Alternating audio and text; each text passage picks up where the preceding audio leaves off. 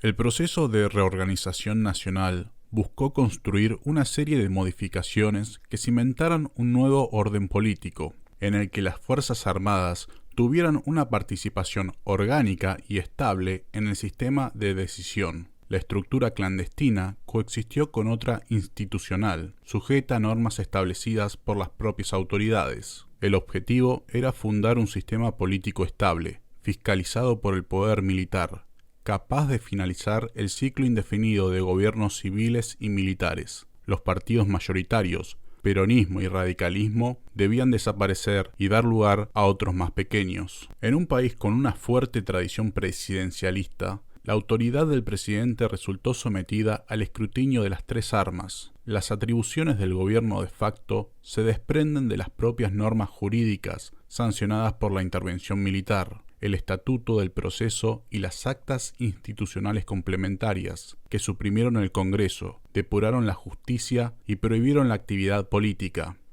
Establecían un cuerpo colegiado, la Junta Militar, con atribuciones para designar al presidente y controlar una parte importante de sus actos. Este gobierno militar fue una dictadura institucional, impersonal, del conjunto de las Fuerzas Armadas. Procuró evitar la personalización del poder al estilo de las dictaduras personales. Finalmente, la estructura del gobierno nacional se complementó con la Comisión Asesora Legislativa, CAL, integrada por 3 militares designados por cada fuerza, con facultades de asesoramiento legislativo en representación de las Fuerzas Armadas. El formato de una dictadura institucional implicaba la coparticipación de las tres fuerzas en las responsabilidades directas del gobierno. Se dividió el poder por igual en la Junta Militar, nombrando un vocal por cada arma. En la designación de gobernadores, el poder se repartió según el peso propio de cada una de las fuerzas, por lo que al ejército se le confió el mayor número de provincias. La dictadura se propuso, una vez instaurada, 3 objetivos políticos básicos. A. Crear una nueva élite política que la sucediera, el llamado Movimiento de Opinión Nacional. B. Reformar la Constitución, para instaurar un cuarto poder que institucionalizara la intervención del alto mando militar, un poder corrector con derecho a veto. Y C. Digitar con mucho tiempo una salida política a través de elecciones municipales para seleccionar a los referentes naturales. La ambición política implicaba cumplir con el propósito de crear una descendencia que quedaría en manos de partidos de centro-derecha. La propuesta se constituyó alrededor de 2 puntos. Por un lado, el diálogo como forma de organizar el consenso del orden autoritario, diálogo que se llevará a cabo recién en 1980. Por otro, la renovación de la clase dirigente.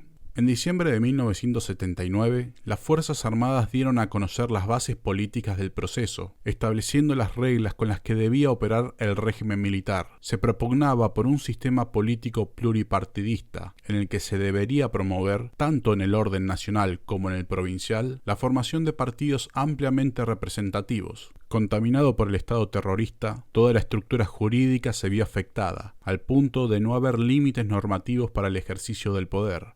Quedaron imposibilitadas todas las funciones de regulación y control básicas. Con respecto al asunto financiero, José Martínez de Hoz fue el ministro de Economía durante los primeros 5 años de dictadura.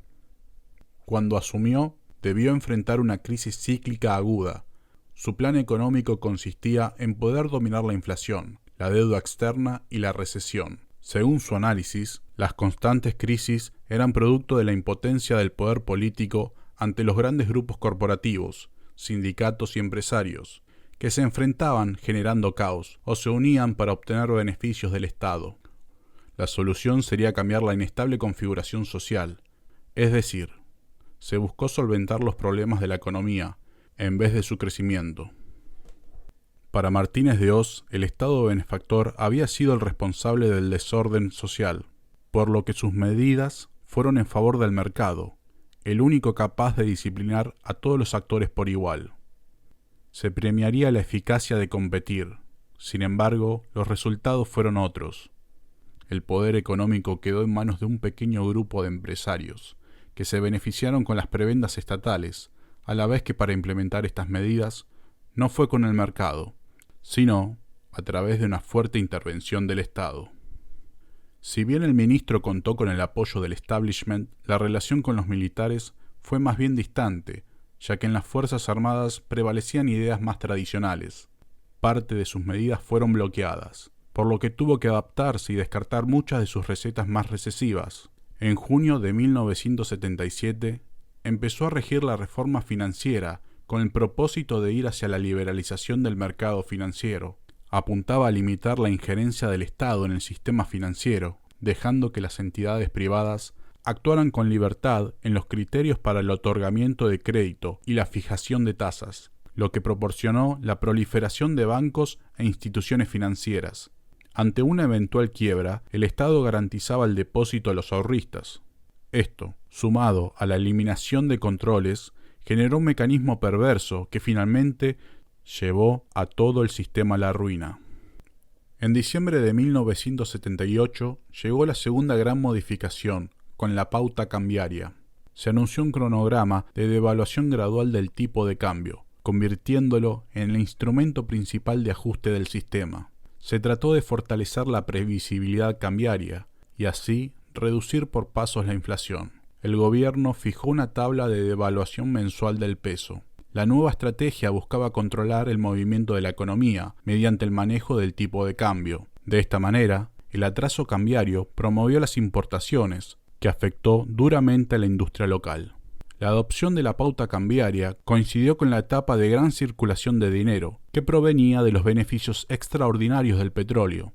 Junto con endeudamiento externo, trajo grandes beneficios a los grandes grupos económicos. Estos contraerían una deuda en el exterior a una tasa baja y luego invertían en Argentina, donde había una muy alta.